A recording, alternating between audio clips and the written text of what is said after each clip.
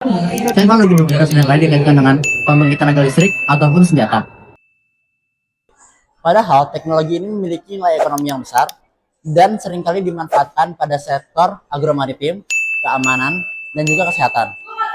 Salah satu kunci pemanfaatannya yaitu adalah radionuklida. Radionuklida merupakan isotop tidak stabil yang akan memancarkan radiasi gamma, beta, atau alfa ketika mengalami peluruhan. Radiasi ini, apabila dikendalikan dengan aman, dapat digunakan untuk kebutuhan industri dan medis. Radionuklida diperoleh dari reaktor nuklir atau siklotron.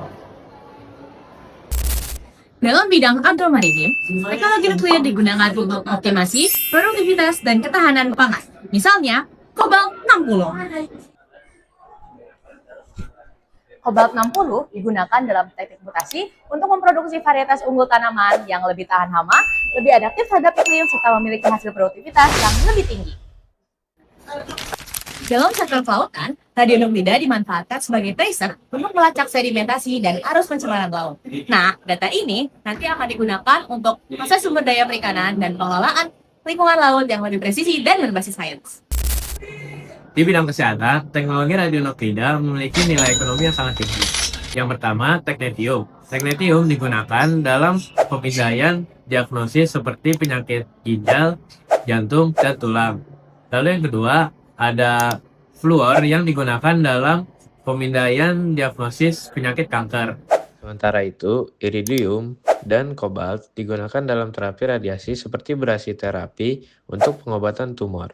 Teknologi ini tidak hanya meningkatkan kualitas diagnosis dan terapi, tetapi juga mendorong pertumbuhan industri kesehatan modern.